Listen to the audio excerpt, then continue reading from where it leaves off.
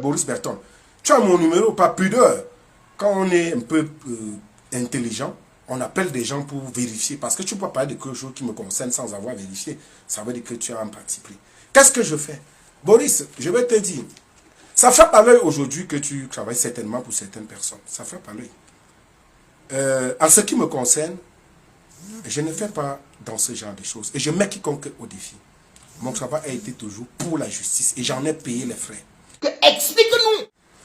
Boris Berton, avant que tu n'ailles en Europe, tu te souviens, on a passé beaucoup d'années ici au pays ensemble. On a même dormi sur des mêmes lits, tu le sais.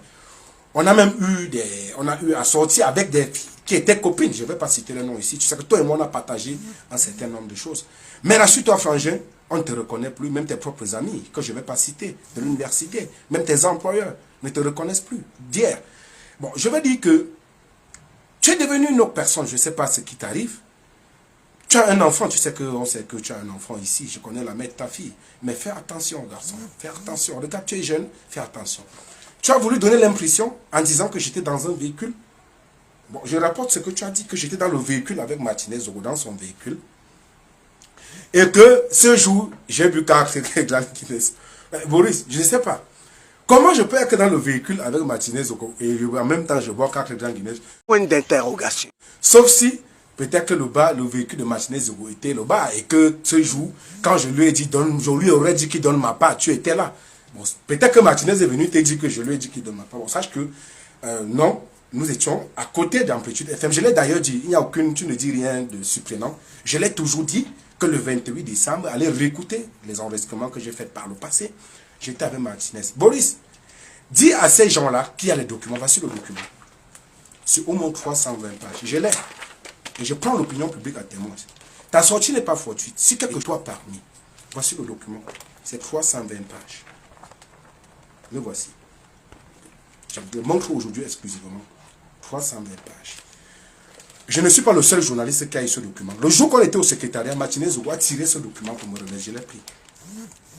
Le voilà.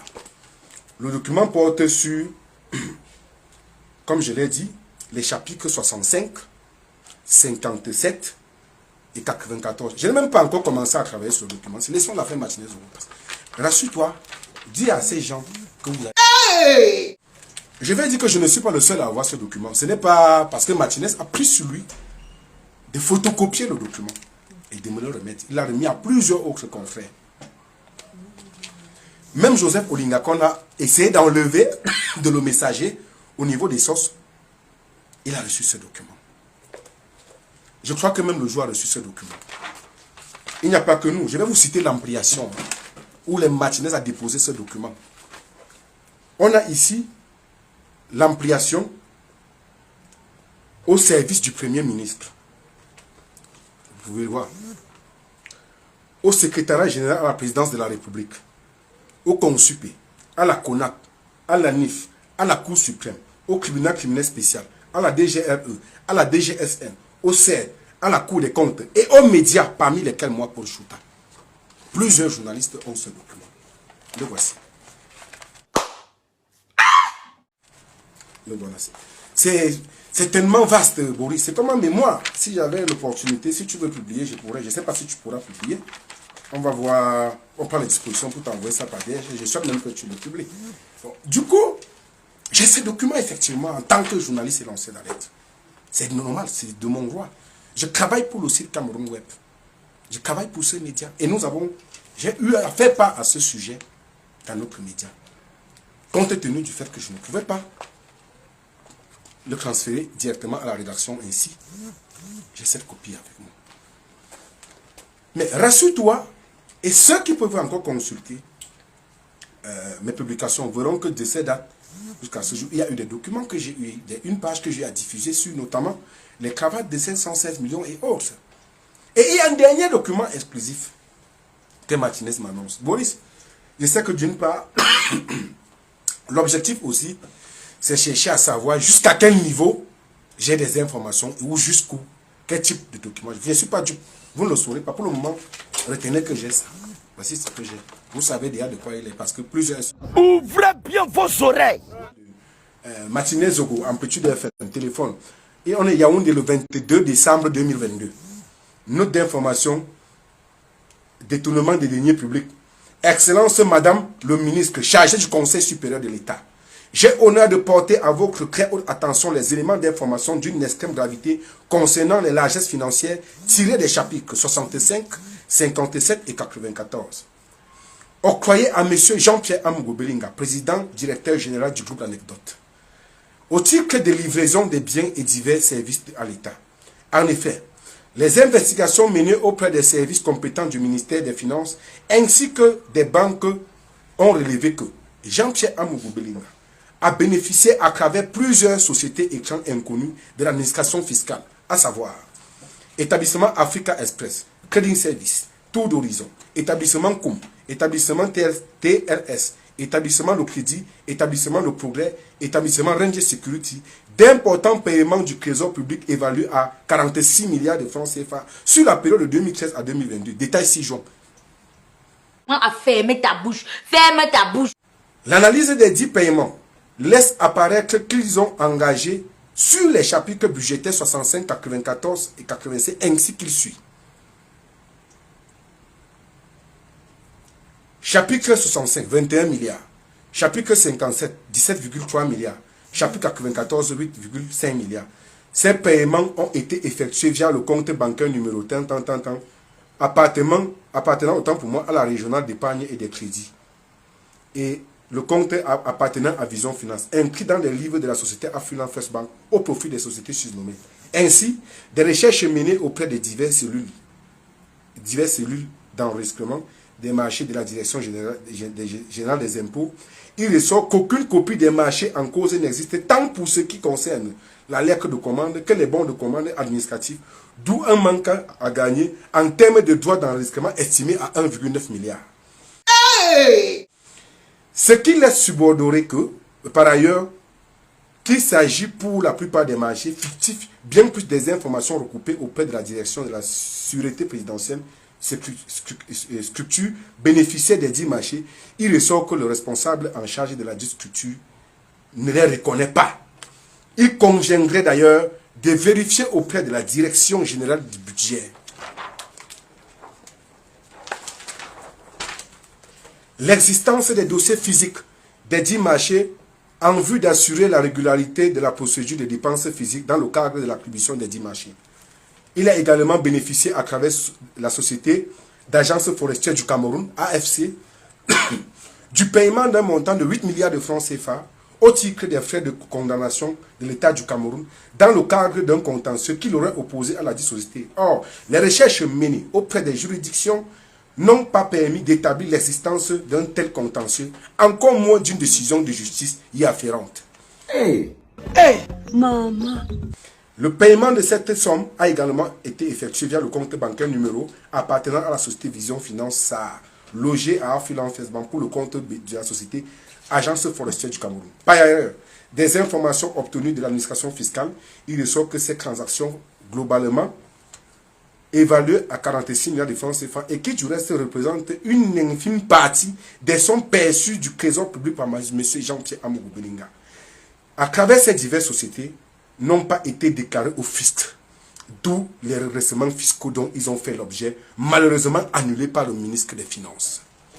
Au regard de la gravité des faits sus-rapportés et compte tenu des contraintes sécuritaires, sanitaires, sociales auxquelles l'État du Cameroun est confronté aujourd'hui, nécessitant une mobilisation de ressources accrues, il y a lieu d'ouvrir une enquête afin d'établir la responsabilité des différents acteurs ayant participé à ces opérations de détournement massif des deniers publics. Excellent Monsieur le ministre chargé du Conseil supérieur de l'État, le peuple camerounais reste soif de cette justice. Parce que trop, c'est trop. Document ci-joint, liste des bons de décaissement de 2013 à 2022, copie détaillée des virements bancaires, copie ampliation, comme je dis, signé Martinez Zogo, journaliste d'investigation lancée. Voici le document. Je vous dis, les preuves sont au moins de 320 pages. Alors, c'est ce document. Et je vais vous dire que j'ai toujours eu à évoquer que j'ai discuté et travaillé avec Martinez Zogo dans le cadre des enquêtes qu'il a menées sur ces lignes. Personne ne me fera le procès autant pour moi d'avoir travaillé et discuté avec un confrère sur des sujets de cette nature. C'est d'ailleurs monnaie courante dans la corporation. Je vais vous dire, aujourd'hui, dans le poste de Boris, il va donner l'impression que, voulant faire, disons, peut-être que le divertir l'opinion, mais il ne faut pas prendre cela au premier degré. Et je vais vous dire pourquoi il ne faut pas prendre cela au premier degré. Explique-nous. Parce que ma sécurité en dépend. Vous allez comprendre que c'est un signal, prends à témoin. Et je prends l'opinion publique à témoin et je le tiens pour responsable. Parce que toutes ces communications, pour les personnes qui observent, donnent l'espoir qu'ils travaillent pour des officiers. Des textes qu'ils publient sont toujours similaires, répétés. Allez lire les textes que Boris Bertol avait publiés. Le jour de la conférence de presse de M. Tchouna Al-Moblikan, c'était presque les mêmes propos qui étaient rapportés dans les textes de Boris. On n'est pas dupe.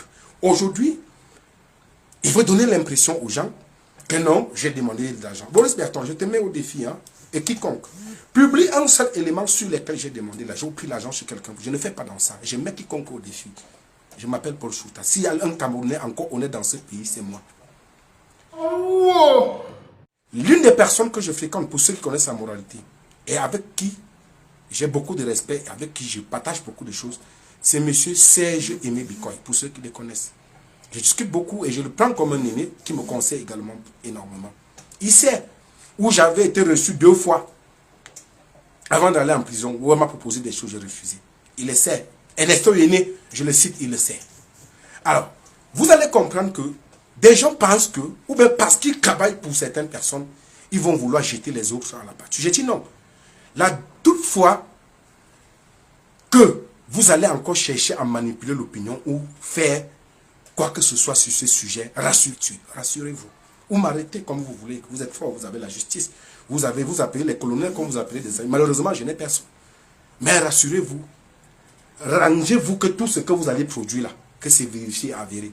Parce que vous... C'est de ça qu'il s'agit. L'affaire est tellement grave parce que j'ai comme l'impression que les gens minimisent cette histoire.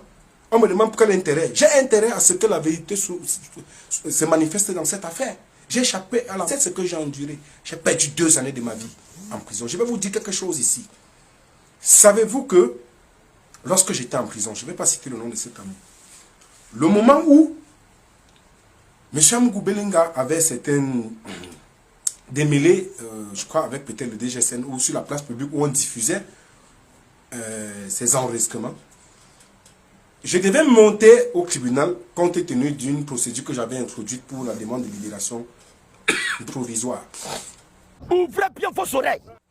Quelques jours avant, un ami est venu me proposer, je ne vais pas le citer pour le protéger, que je rédige une lettre de soutien à M. Amugou Belinga et que lorsque je vais monter au tribunal, on va me laisser.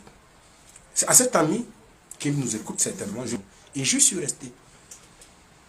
À la police judiciaire, on m'a demandé de faire une lettre d'excuse pour qu'on me laisse en liberté. J'ai dit, je préfère aller en prison. Je ne pourrai jamais faire une lettre d'excuse pour un fait que je n'ai pas fait. Parce que je serai libre devant ma conscience. Dire des choses parce que je veux bénéficier d'une liberté physique, ce serait être contre ma conscience et mes convictions.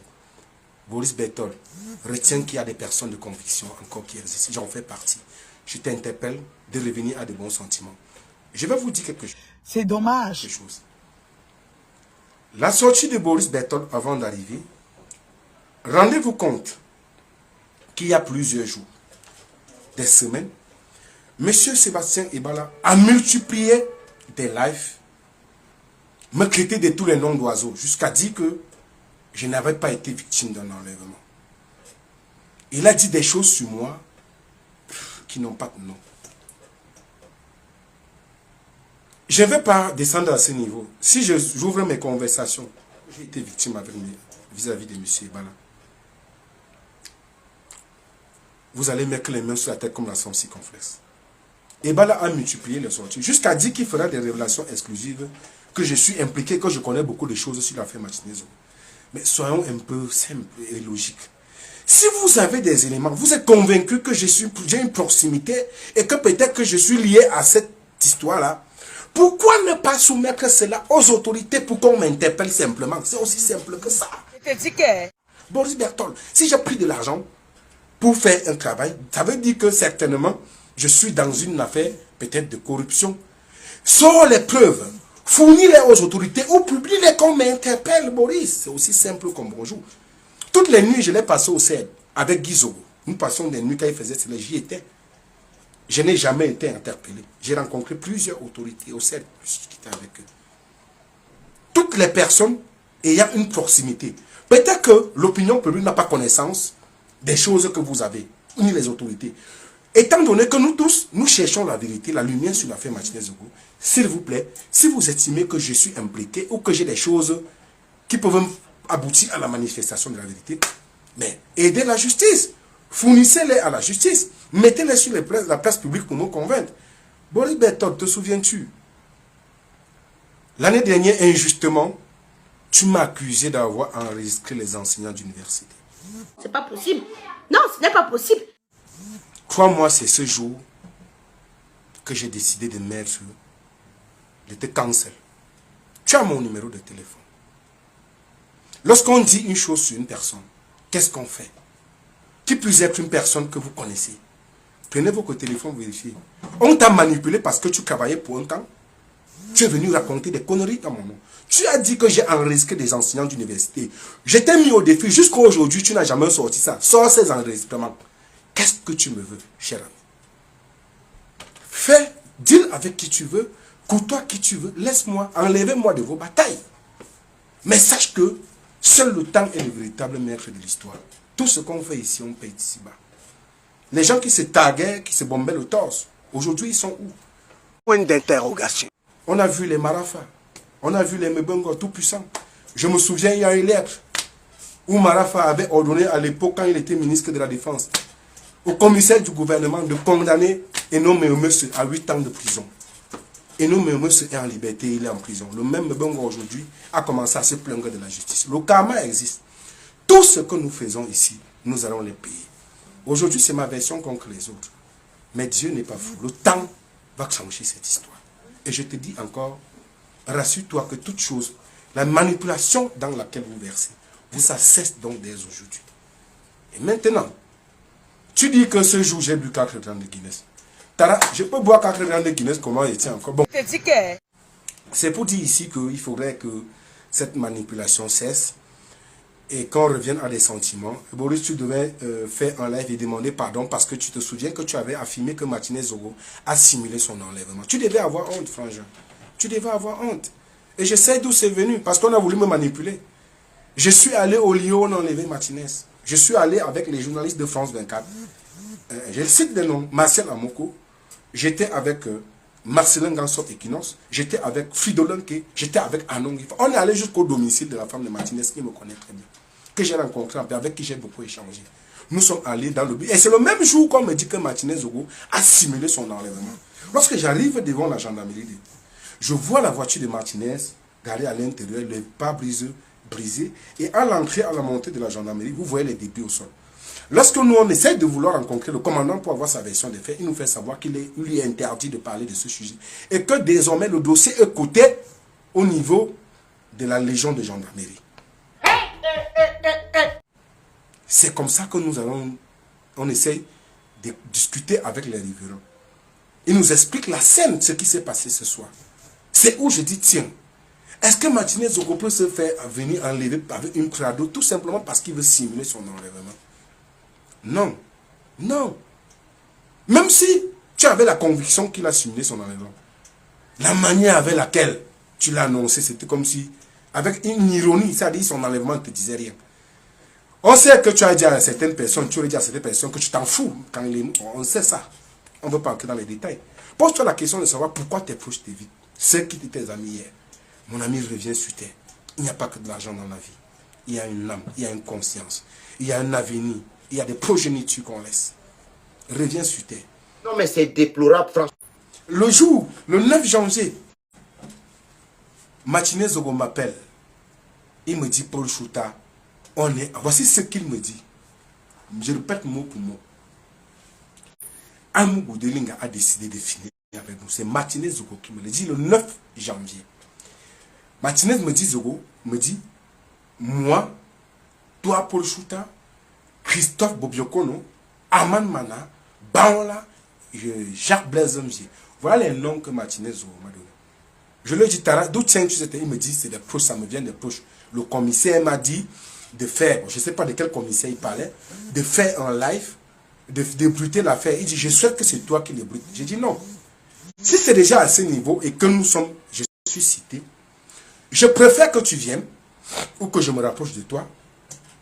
On fait un live pour clarifier cette histoire. Parce que moi, je vais changer de nationalité parce que je n'ai jamais vu un pays comme ça. Martinez me dit, ok, je te reviens, je te fais signe après.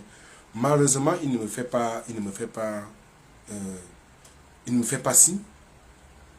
Alors, ce 9 janvier, allez vérifier sur mon compte. J'ai fait un post où je dis ma tête est mise à prix. Ce 9 janvier, si vous parcourez mes publications, vous verrez. Malheureusement, Martinez me recontacte. Je pense que ça devait être parce qu'on l'a enlevé le 15, parce que je crois qu'on l'a enlevé le 17. Il me dit que Tara, j'ai un document, autre document. Bon, il faut qu'on se rencontre pour que je te les donne. Je dis d'accord Tara, ok, c'est bon, tu me les donnes, il n'y a pas de souci. Mais malheureusement, nos programmes n'ont pas concordé. Ce qui fait que le 17, je pense, nous appelons son enlèvement. Lorsque je mène ma petite enquête, j'apprends que ce soir du 17, il était en Amplitude FM avec un monsieur qui était à bord d'une A26. Et que le monsieur a discuté longuement avec Martinez. C'est lui qui a appelé Martinez. On a même tracé le téléphone du monsieur. Et c'est avec lui que Martinez était ce jour devant Amplitude après